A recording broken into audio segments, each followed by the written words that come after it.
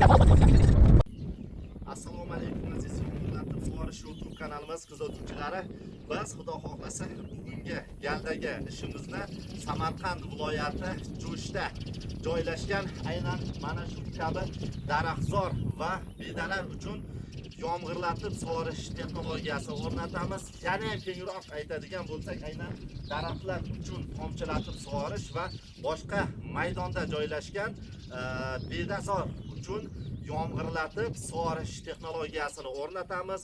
Bu yerdagi muammolardan biri o'sha asosiysi ostidan sug'organda ketadigan vaqt, ketadigan suv va ketadigan elektr energiyani sarfi yuqori bo'lganligini hisobiga suvdan, vaqtdan va elektr energiya sarfini tejash maqsadida biz ushbu yer maydoniga chaqirtirilganmiz va ushbu yer maydonida ham boshqa yer maydonlaridagi kabi tomchilatib sug'orish va yana bitta yer maydoniga esa yomg'irlatib sug'orish texnologiyasini o'rnatamiz. Videomiz davomida sizni qiziqtirgan savollarga aynan mana shu video orqali javob olishingiz mumkinligini ta'kidlab o'tamiz. Videolarimizni kuzatishda davom eting.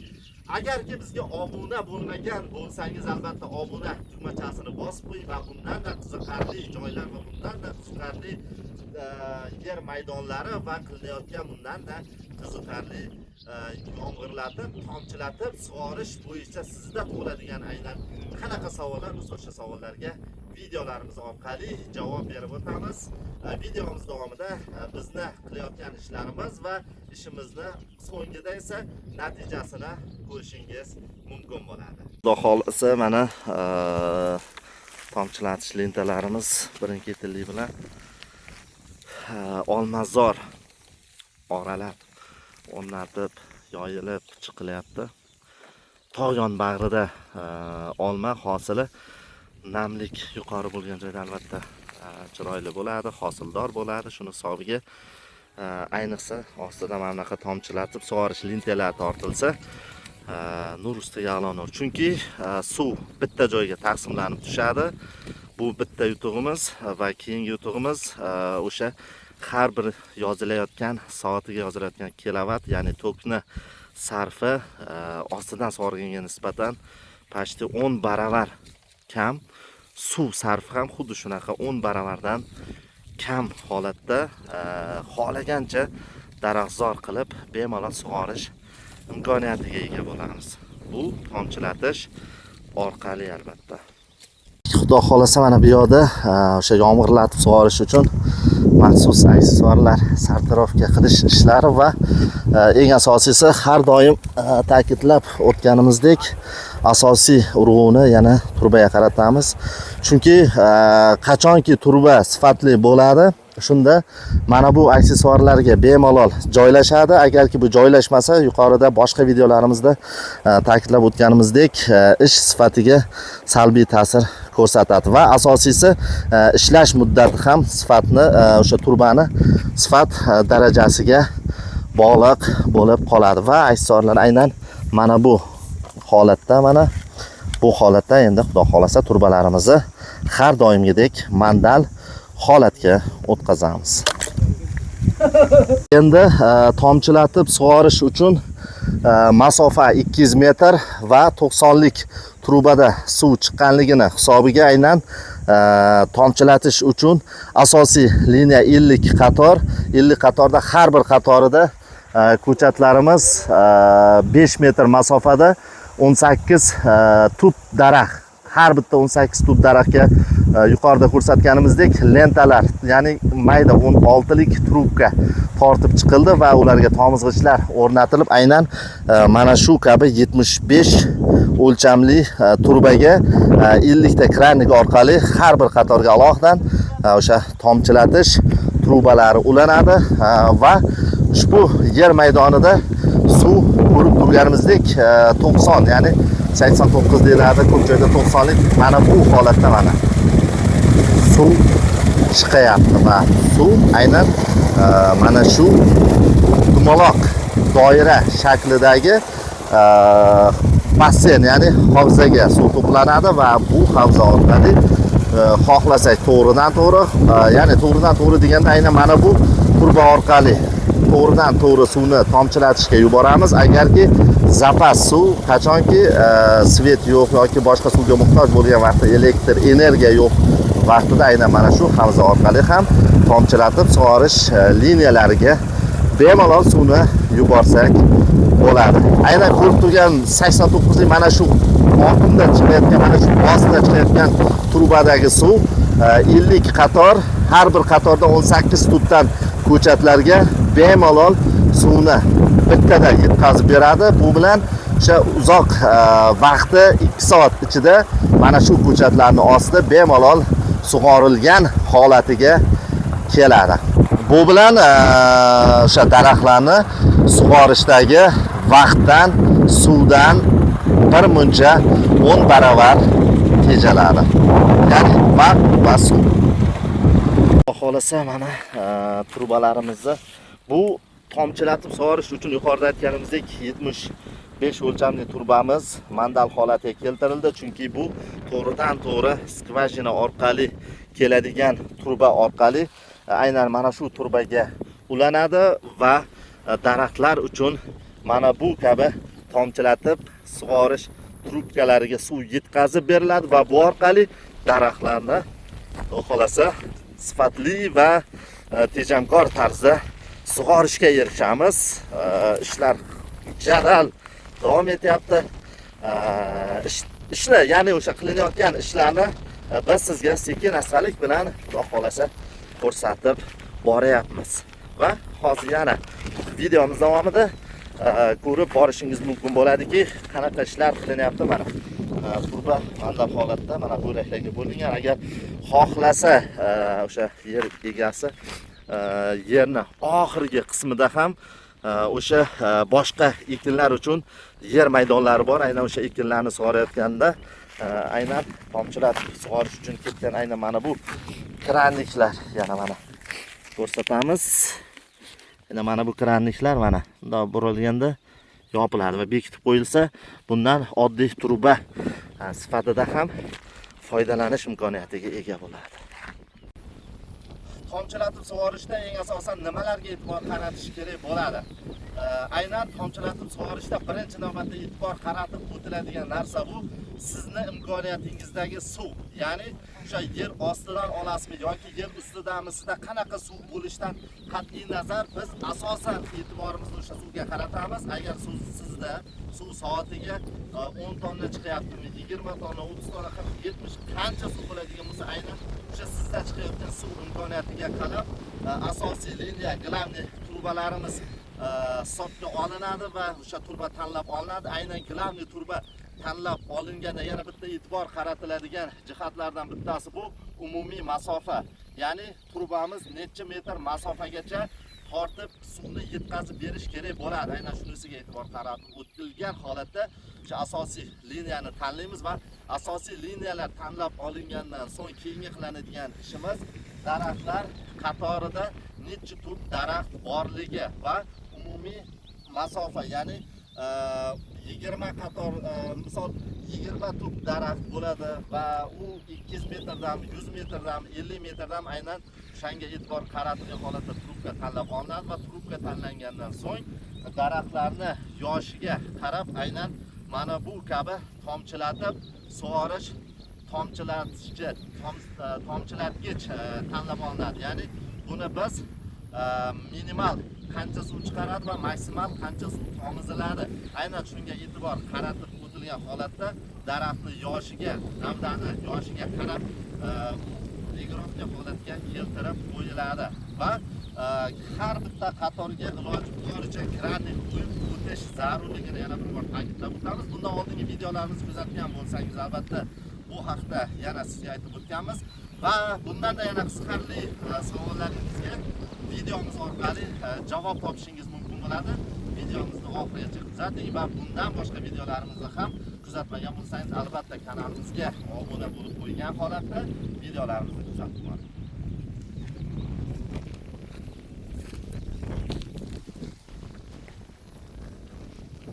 Xudo xolasa tomchilatib sug'orish ishimiz yakuniga yetdi. Mana ko'rib turganimiz bu boshida, ya'ni turba ulangan yer va nasos hech qanaqa uzoqlikda emas, balki 50 metr masofada va keyingi tochkamiz mana. Keyingi tochkamiz. Hali bu start endi berildi. Vaholanki birinchi navbatda nima bo'ladi? Birinchi navbatda suv mana bu turbalar orqali, granit turba orqali polyani oxirigacha boradi va oraga tortilgan aynan mana bu tomchilatib sug'orish lentalari sekin-sekinlik bilan to'ladi. Ana endi to'lgandan so'nggina haqiqiy tomchilatib sug'orish va haqiqiy daraxtni tagiga tomayotganligini kuzatishimiz mumkin bo'ladi. Va ketdik mana shu qatorni ushlaymiz. Mana shu holatda 1,5-2 soat mobaynida suv oqizib, tomizib qo'yiladigan bo'lsa, aynan 3 yoshli ko'chat uchun bu normal sug'orish holati hisoblanadi.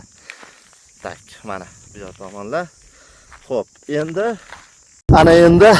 xudo xolasa mana boshdan oxirigacha kuzatib boramiz. Qani? Mana bunda ham tomayapti. Mana bu ham mana ko'rib turibsiz, ishlayapti va shu oxirigacha yurib boramiz va o'sha tomchilatishni natijasini keling birgalikda ko'ramiz. Mana bunda ham ishlayapti. Xo'p, endi daraxtzor, oraliq o't, qashak, mana buni ham kuzatamiz. Bunda ham standart holatda aylanyapti. Mana bu ham mana keyingisi 18 tup deb videomiz boshida aytib o'tganmiz va 18 tupni oxiriga mana bunisi ham mana keyingi daraxt ko'chatimiz. Bunda ham tomizish bor va keyingi qator.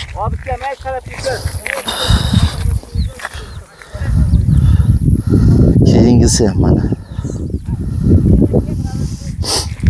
aylanayapti. Yo'q, aylanmayapti. Aniqroq tomayapti. Bu tomchilatib sug'orish va keyingisi keling endi. Vaqtni yo'qotmaymiz. Oxirgi qatorgacha boramiz. Shu ketishda hammasi standart va go'zal holatda mana. Bunisi ham, keyingisi ham mana. Keyingisi ham mana. Xo'p. Bundan keyingisi mana. Va oxirgisi mana. Oxirgisi ham mana ko'rishimiz mumkin. Bu daraxtning ostida mana. Keling yaqinlashtirib ko'ramiz. Bu yerda ham tomchilarni mana go'zal holatda 3 yoshli daraxt uchun mo'ljallangan va umumiy holatda aytganimizda o'lchangan holatda tomayotganligini ko'rishimiz mumkin. Bu bilan o'sha akamizga ham tavsiyalarimizni berdik. Ya'ni qanaqa tavsiya? 3 soat mobaynida maksimal vaholanki 1,5-2 soat ichida agar shu holatda mana bu tochkani ham olaylik mana. Shu holatda tomib turadigan bo'lsa, bemalol daraxt sug'orilgan hisoblanadi. Eng qiziq jihatlardan bittasi bu o'sha yerni boshidan oxirigacha 50 qator. Hozir sanab o'tganimizda 18 tup daraxtdan har bir qatordan 50 qator. Umumiy hisobda 50 ni 18 ga ko'paytiriladigan bo'lsak, taxminan 1000 taga yaqin, 900 dan oshiqroq, 900 atrofida ko'chatlarga 11 kilovatlik glubinli nasos skvajina, ya'ni skvajina mana bu yerda joylashgan. Skvajinadan to'g'ridan-to'g'ri nasosga ulandi va nasosning asosiy liniyasi 75lik turba tanlandi va 75lik turbani oxirgi qismiga kranik qo'yib qo'yildi. Nimagaki kranik? Kranik agar mabodoki suv ko'plik qilib, mana bu tomchilatishlarga agar ko'plik qiladigan bo'lsa, boshqa maqsadlarda ham o'sha yuqorida aytib o'tganimizdek daraxtzorning oxiridagi boshqa ekinlarga ham bemalol suvni yuborish imkoniyati paydo bo'ladi. Bu bilan ko'rib turganingizdek 2 soat mobaynida ham 900 tup daraxt sug'oriladi va bu bilan birgalikda ko'chatlar, daraxtlar oxiridagi ekilgan poliz ekinlari ham bemalol sug'orilish imkoniyatini yaratib beriladi. Bu bilan tok sarfi, energiya sarfi albatta bu moliyaviy foyda va asosiy foydasi bu o'sha bugungi kunda global muammolardan bittasi bo'lgan aynan mana shu suvni muammosi, ya'ni suv tanqisligi yildan yilga ortib borayotganligini hisobiga suvni tejash bu har birimizni burchimiz, ya'ni dehqonchilik bilan shug'ullanayotgan har bir dehqon akalarimizda shu qatorida bu narsaga hissa qo'shadi. Aynan bizni ham o'zimizni yerimizda ham o'sha suvlarni tejash uchun bir muncha ishlarni biz amalga oshirganmiz va boshqa joylarda ham amalga oshirib kelmoqdamiz. Buni siz bilan biz imkon qadar baham ko'ryapmiz. Har bitta qilingan ishimizni imkon darajasida video tayyorlab o'sha YouTube kanalimizga joylab borilyapti. Ba'zi birlari ruxsat berilmaganligini hisobiga videolar joylash imkoniyati bo'lmayapti. Lekin bunaqa ishlar juda ham keng tarqalgan. Bu har bir nima deydi? Har bir inson uchun, har bir dehqon uchun bu qilinadigan ish. Bu birinchi navbatda yuqorida aytganimizdek tok sarfi, energiya sarfi, bu moliyaviy tarafdan ham bir muncha ekonom variantga o'tiladi va ishchi kuchi bu ham o'z navbatida ishchi kuchi ham tejaladi. Ya'ni bu narsani, ya'ni bunaqa bunchalik katta poliyalarni sug'orish uchun, bunaqa katta bog'larni sug'orish uchun katta yoshli insonni bo'lishi shart emas, balki 12 yosh atrofidagi aqlini tanib o'zini bilgan har qanday yosh bola ham bemalol mana shuncha katta joylarni sug'orish imkoniyatiga ega bo'ladi. Bu yerda biz ta'kidlab o'tdik, faqat tomchilatib sug'orish liniyalari emas, balki yomg'irlatib sug'orish uстановkasi ham bo'ldi. Buni bundan keyingi videolarimizda Xudo xolasa ishimizni kuzatishingiz, ko'rishingiz mumkin bo'ladi. Biz hozir faqat ushbu videoni vaqtni tejagan holatda faqat tomchilatib sug'orish uchun aylandik. Mana nima uchun yuribman aylanib? Birinchidan siz uchun bu informatsiya, ya'ni ma'lumot, ikkinchi o'rinda o'sha bizni ishimizga baho berishingiz uchun mana to'g'ri kelgan daraxtlarni ostini mana kuzatib boryapmiz. Chunki har bittasida mana ko'rib turibsiz, tomchilatib sug'orish liniyalari faol tarzda ishlayapti. Mana start berganimizga bor yo'g'i 3 minut, 3 daqiqa bo'ldi. Ya'ni mana 3 daqiqa emas, mana videomizga qaraymiz, 6 daqiqa atrofida vaqt bo'ldi va aynan o'sha 6 daqiqaning ichida ko'rib turibmiz mana katta yoshli daraxtga mana tagidan namlanishi go'zal tarzda. Agar shu holatda agar 2 soat namlanadigan bo'lsa, bemalol bu 1 kvadrat metr, ya'ni doirada namlantirish imkoniyatiga ega bo'ladi. Bu esa voyaga yetgan va hosilini mana ko'rib turibsiz, hosiliga kirgan aynan mana shu kabi ko'chatlarga bir muncha foyda keltiradi. Bu yerda esa ustakalarimiz o'sha har bitta qilingan ishimizni sifat nazorati, ya'ni o'sha qilingan ishimizni muammolar yuzaga kelgan yoki yo'qligi aniqlashtirish maqsadida birma-bir yana qaytarib ishlatilgandan keyingi holatini kuzatib chiqyaptilar. Mana bunisini ham kuzatishimiz mumkin. Tomchilatib sug'orishda asosan o'sha yuqorida aytib o'tdik, har bitta elementar narsaga e'tibor qaratib o'tishimiz kerak bo'ladi. Agar vaholanki o'sha e'tiborsizlik bo'lsa, mana bu daraxt tagida tommayapti. Mana endi tommayapti, kuzatayotgan bo'lsangiz mana shunaqa muammolar bo'lmasligi uchun har bitta qilingan ishni albatta sifatini, nazoratini kuchaytirgan holatda ko'rib chiqishni tavsiya etamiz. Birinchi navbatda asosiy ish bu loyiha hisoblanadi. Boshqa videolarimizda ham ta'kidlab o'tganmiz. Agar qachonki loyiha mukammal tarzda ishlangan bo'lsagina qilingan ishdan samara olish imkoniyati yaratib beriladi. Agarki loyiha noto'g'ri bo'ladigan bo'lsa, qilingan ish faqat ziyoniga ishlaydi. Mana keyingisini ham ko'ramiz, ishlayapti. Asosan o'sha yuqorida aytgan fikrlarimizga ma'lumotlarimizga tayangan holatda agar shaxsiy o'zi qilmoqchi bo'lganlar uchun aniqrog'i bemalol mana shu videomiz orqali ma'lumotlardan foydalanib yomg'irlatib sug'orish, balki tomchilatib sug'orishni ham istirofga qilish, ya'ni o'rnatib chiqish mumkinligini ta'kidlab o'tamiz. Daraxtzor deyarli mana hali boshidamiz. Oxirigacha mana ketdi. Oxirigacha. Mana bu mana start berganimizga 15-10 minut vaqt bo'ldi va mana ostini kovlab ko'rganimizda mana 10 santimetrdan oshiqroq joyga namlik singanini ko'rishingiz mumkin. 10-15 minut vaqt ichida. Yuqorida aytib o'tganimizdek, agarki 1,5 soat vaqt beriladigan bo'lsa, bu joyda bemalol daraxtlar go'zal holatda sug'orilgan hisoblanadi. Почти 50 metr chuqurlikda glubinniy nasos 220 voltga ishlaydigan nasos aynan mana shu naporda chiqaryapti va endi buni biz xudo xolasa ko'rib turganimizdek sprinklerlarga suvni yuboramiz va nechtasiga kuchaytirishini guvoh bo'lasiz. Mana ittani yana oppani kalit joylashdi. Hozir ikkita tochkaga mana ulanyapti xudo xolasa. Nimaga suv past? Bundan 2 soat oldin ulaganimizda suvning napori kuchliroq edi. Sababi u vaqtda tokka mahalliy umuman olganda mana shu qishloq aholisini tokka bo'lgan ehtiyoji past bo'lganligini hisobiga tok yuqoriroq bo'lgan va endi mana tok pasaydi.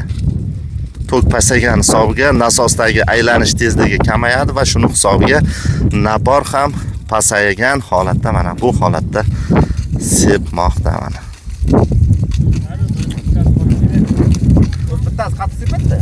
Bu napor juda ham past hisoblanadi. Shuni hisobiga nasosni kuchini yana ham kuchaytirish uchun alohida stabilizator olib kelindi. Mana ko'rib turganimizdek, stabilizator necha kilovatli bu?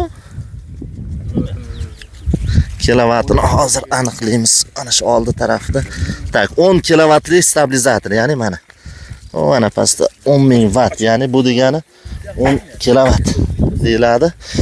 Xudo xolasa stabilizatorni ulaganimizdan keyin mana bu sepish. Bu normal holat emas, bu yomg'irlatish. Va buni biz hozir tokni kuchaytirganimizdan so'ng keyingi natijani ko'rasiz. Tak, mana endi stabilizator ulangandan keyin yuqorida ko'rsatgan napor bilan mana farqi. Motorni o'chirib yuboring, katta motorni.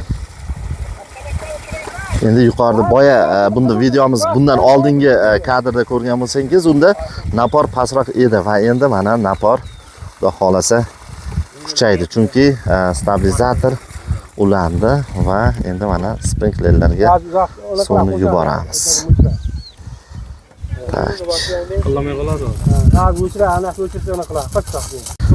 Ana endi yuqorida ko'rsatganimiz bilan mana bu videoni solishtirsak, masofa bir muncha uzaydi va kadrni keyingi rakursdan ko'rsatamiz. Ana endi mana bu rakursdan mana ko'rishimiz mumkinki, yomg'ir tomchilari yer bo'ylab har bitta tomchilar o'z o'rniga, ya'ni o'z joyiga tushayotganligini ko'rishimiz mumkin. Ayni hozir video olish uchun va siz uchun ko'rsatishga zo'r vaqt hisoblanadi. Chunki mana tomchilarni har birini ko'rish imkoniyatiga ega bo'lamiz. Aynan quyosh botadigan vaqtda mana ko'rishingiz mumkin sprinklerning aylanishi. Afsuski mana ekinlardan ham ko'rishimiz mumkin, shamol bor, shamol yuqori. Shuni hisobiga ham bu yoq tomonga yomg'ir borishi kamroq, lekin bu tarafga qarab esa mana ko'rishimiz mumkin, yomg'ir uzoqqa ketyapti. Bu hech qanaqa zararli tarafi yo'q, chunki sug'orishda bu yoq tomondan sug'organda mana bu yetkazib bera olmagan joyni bu yoq tomondagi sprinkler olib kelib beradi, yetkazib beradi. Chunki shamolning hisobiga bu. Agar tinch holatda bo'lganda edi, bemalol bir-biriga yetkazgan holatda suvni sepishini ko'rishimiz mumkin edi. Mana bu kadrda mana ko'rishimiz mumkinki, yomg'ir tomchilari daji sprinklerni ostiga ham tushayotganligini bemalol ko'rishingiz mumkin mana. Mana endi shamol tinchidi, bizni oldimizgacha ham yomg'ir kelmoqda. Masofani uzaytiramiz. Uzoqroq masofadan kuzatamiz mana. Bu sprinklerni sifatli ishlashidan va asosiy loyiha to'g'ri ishlayotganligidan va mutaxassislarimizni o'sha mukammal tajriba egasi ekanligini isboti bo'la oladi mana. Xo'p, endi yuqorida aytganimizdek tajriba uchun ikkita emas, endi 4 ta tochkaga o'rnatilyapti mana. 4 ta tochkaga start berilyapti. Ko'ramiz 1,5 kilovatli nasos 50 metr chuqurlikda qancha masofada va qay holatda sepadi. Endi ko'rishingiz mumkin, yuqoridagiga nisbatan sepish bir muncha pasayapti. Bu standart holat hisoblanmaydi mana. Bu tomonda ham ikkitasi aylanyapti. Bu tomonda esa ikkitasi. Umumiy hisobda 4 ta tochka, 1,5 kilovatlik glubinli nasos 50 metr chuqurlikda biz xohlagan holatda sepmayapti deb hisoblaymiz buni. Sizga qanaqa bilmadim-u, bu standart holat hisoblanmaydi. Chunki yomg'ir sepganda parchalanish uchun albatta nasosni napori muhim sanaladi. Shu holatda mana yomg'irni tushish darajasini va ostigacha qay holatda sepganligini siz bilan biz yana bir bor birgalikda kuzatamiz. Bundan oldin ham ko'rgansiz, bizni kuzatayotganlar bo'lsa guvohi bo'lgansiz mana. Sprinklerni osti ham, masofasi ham xohlagan joyimizni ko'rishimiz mumkin. Namlik holati bor. Endi keling mana nam emas joy bilan namlik joyni farqini ko'ramiz. Mana bu joy mana oppoq holatda. Endi beda bor degani hisobiga farqlash qiyinroq, lekin mana bu joyda mana sprinklerni ostigacha hamma joyida bemalol namlik borligini kuzatishimiz mumkin.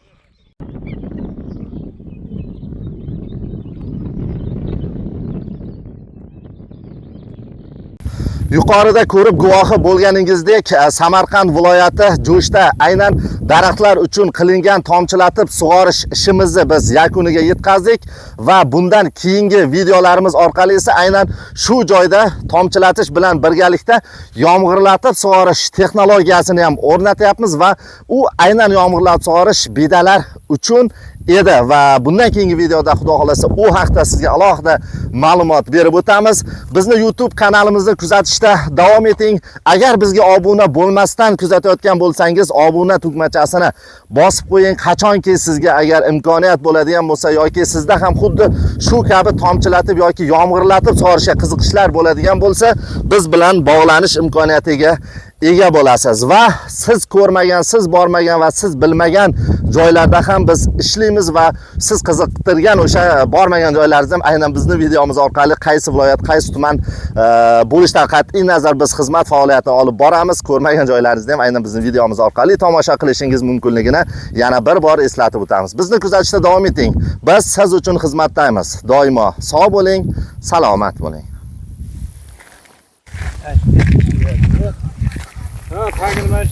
Ha, uchotga bo'ladi-da.